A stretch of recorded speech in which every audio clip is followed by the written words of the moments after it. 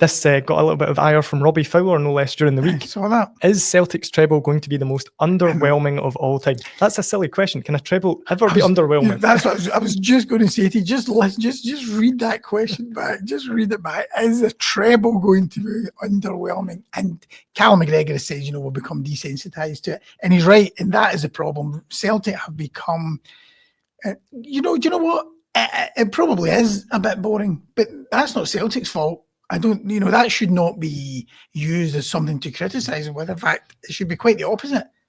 They have just, they've been so good. Celtic managers are judged on trebles now. When Brendan Rodgers left first time around, Celtic managers were then being judged on trebles. I mean, it's ridiculous. But that's where we're at. They're victims of their own success. Of course, it's boring because nobody, fans of any sport don't like to see one team, one person dominating. It does become boring. Look, there was footage last week on social media, I think, of Celtic fans leaving at half-time at Hampden of the Scottish Cup semi-final against St Johnstone. So, they will be getting, bored. You can see that fans, leave games early, and that leads to some bickering.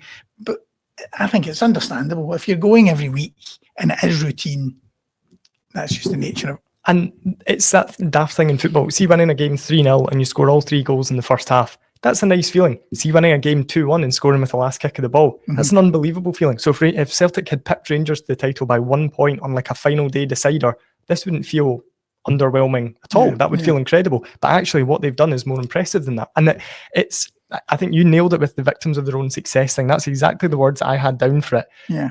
And it's down to how weak everyone else has been. Yeah. It's not Celtic's fault. It's not underwhelming that they're just better than everybody. No. It's because the whole league hasn't been able to lay a glove on them for the most part. Yeah. That's the big issue. And you're right about teams, wanting to win, 2-1.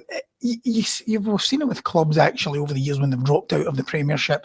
Maybe like Hibs, for example, back in the Alan McLeish days. See when they went into the Championship and it was tighter, full houses, competition. That's what they want. You're going for something, and there's a bit of a challenge there.